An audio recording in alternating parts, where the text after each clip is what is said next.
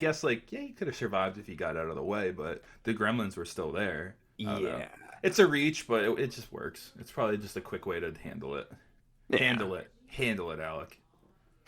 You got vegetable gremlins, and I want these people back in the movie. They died last movie. It's like, well, I want a bat gremlin too. So there.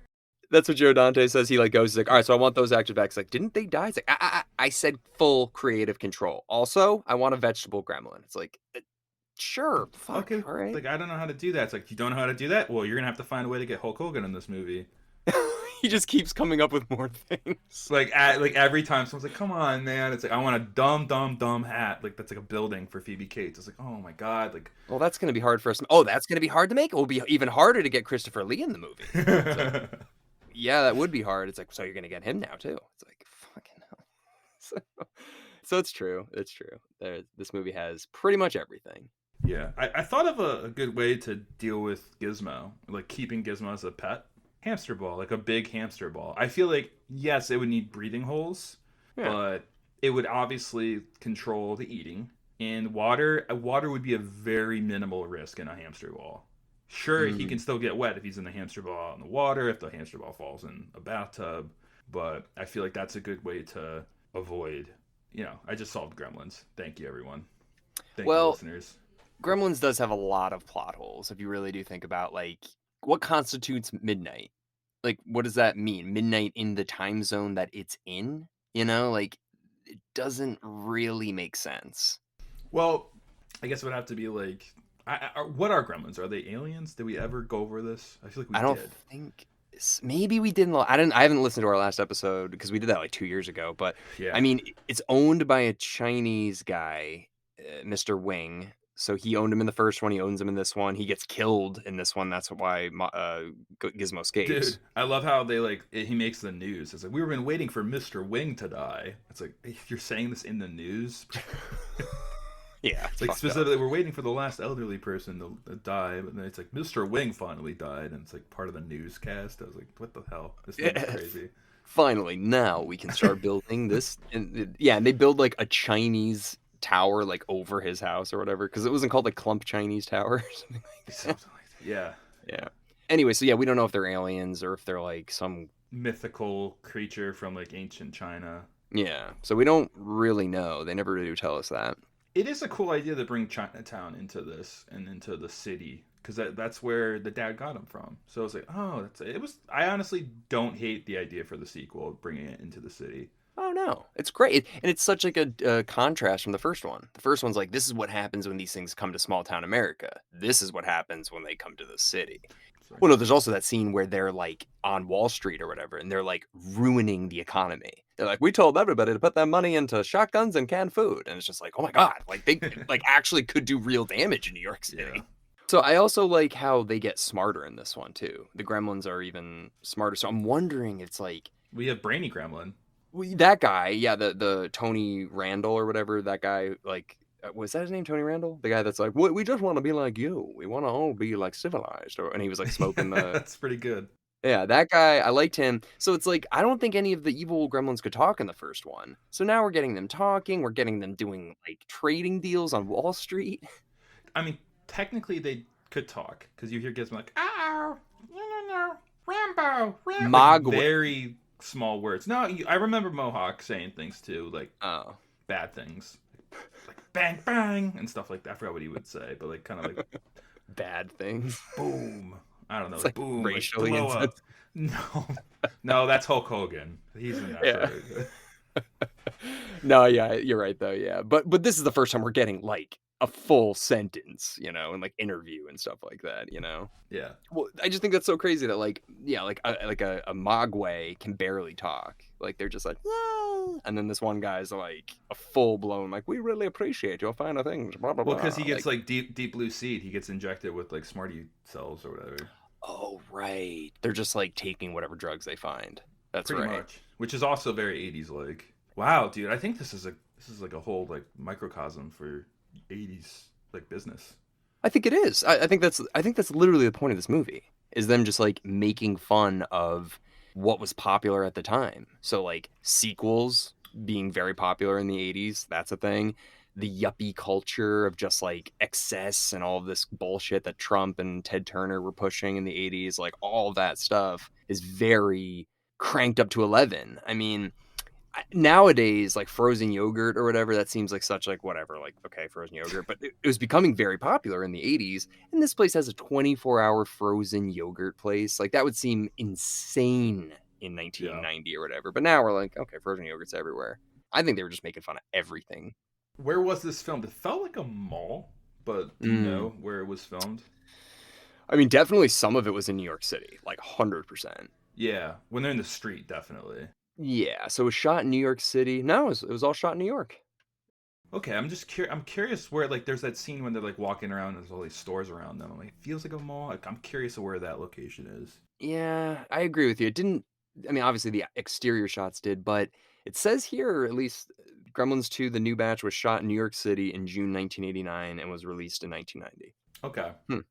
The filmmaker, oh wow. The filmmakers noted that this was a time when cable TV, genetics, and frozen yogurt were all becoming popular in popular culture. Hence, they were all parodied in this film. There you There you go. go. Yeah, that's part of it. I like it. Yeah. It did make me want to go to a mall though. Like I haven't. Look, we have a mall here in Orange, like the town over from me, and it is really nice, but it's so empty, and it makes me feel like I need some '80s music bumping in that bitch, and just walking around. It's just so Yeah. everyone's just like coughing and just like, should we go into the Pacific Sun? No, okay.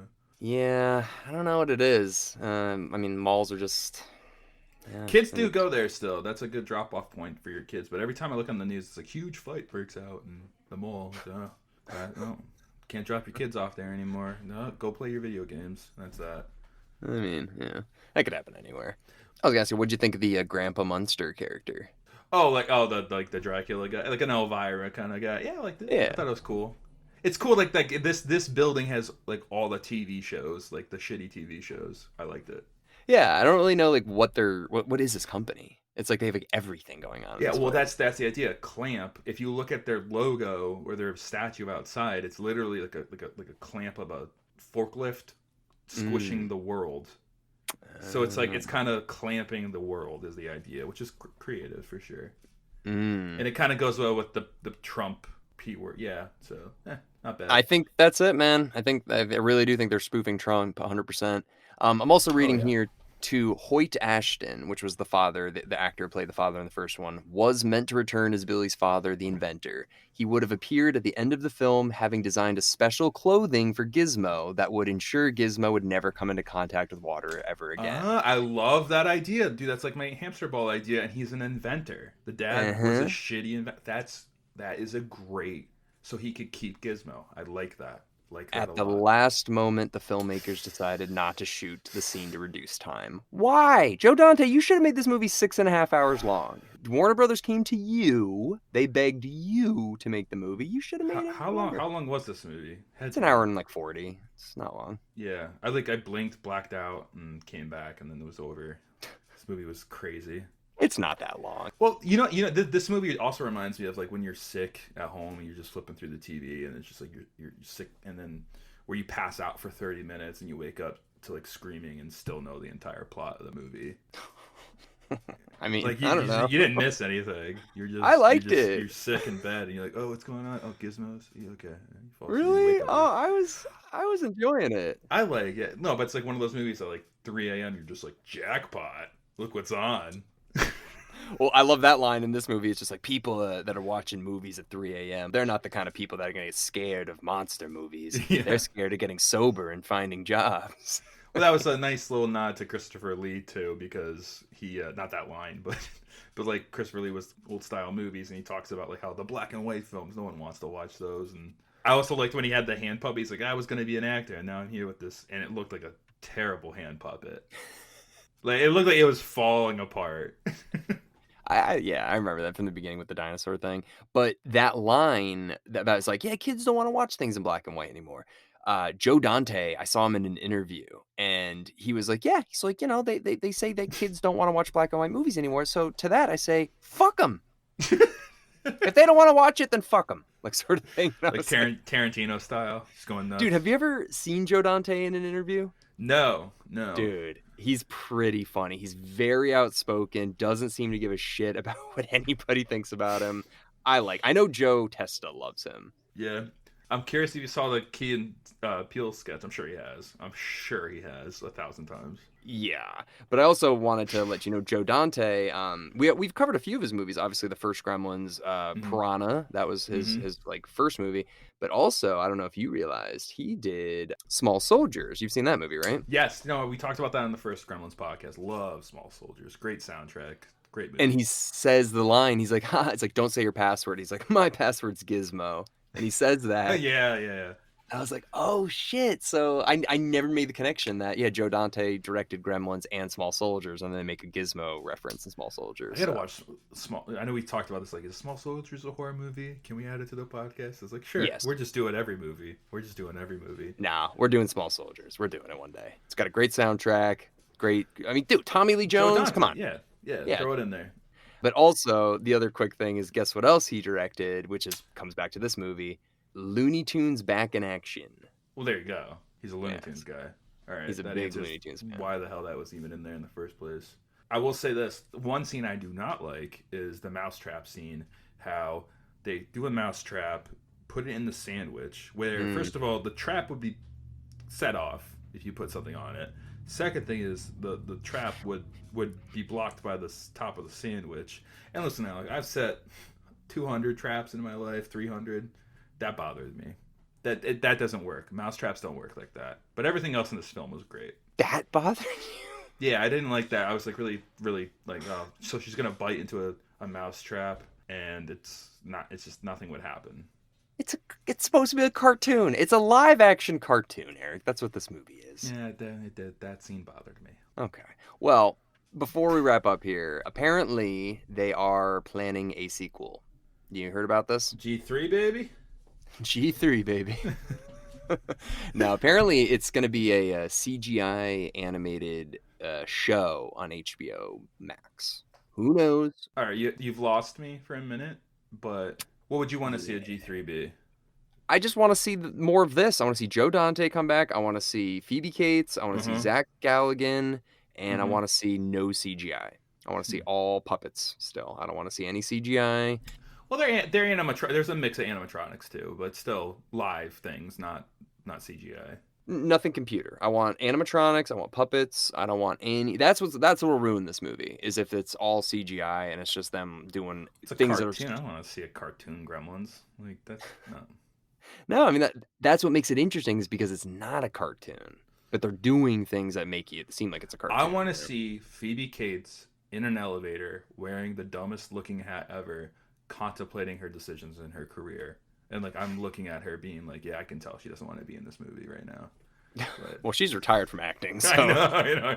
if she comes back for that, she's like, I really don't want to be here. Oh, you're gonna have to put a couple more zeros on that check if you want me to get my ass out of my chair right now. That's what she's gonna say. Yeah. Last thing, really quick before we wrap up here, the dude, I thought it was hilarious how they made fun of the story that she tells in the first one. They made fun. I didn't catch that when they make fun of that. What? That's one of the best scenes ever. What happened? Dude, What happened? What I missed? In this movie, Phoebe Cates, she pulls over, she's like, yeah, it reminds me of this one time on Lincoln's birthday when my dad, and like starts telling the story, and then Billy comes over, he's like, hey, babe, we don't have time for this. yeah. I do remember that now. I did not connect that too, but that Santa Claus story in the first one is like the biggest like deflating derailment of any movie ever. Like you're in this movie, you're having fun, and all of a sudden she's like, hey, I don't want to like make things sad, but let me walk you through this like 5-minute story about how my dad dressed as Santa got stuck in like I'll say spare you, but it's insane. Yeah, well, that's exactly, they spoofed it in this movie, and I thought that was so awesome that a movie made fun of itself. Yeah, and there's oh man, what's that Redful things? I don't know if anyone follows this. He makes these this artist makes these action figures out of the most random stuff ever. I actually bought one, and one of it's Jaws. It's the dog. Like, Oh, yeah. you know that scene with the stick. I just bought Yeah, the yeah. stick, and Yep. it's hilarious. It's beautiful. It's amazing artwork, and it's such a hilarious figure thing. Like he does like Uncle Owen and Aunt Beru from Star Wars, but all like burnt up to a crisp. Like Mhm. pieces of Alderaan, and it's just like rocks in like a thing. But he did like her dad, Phoebe Cates' dad. It's like this like ashy Santa Claus figure. It's like, oh my god.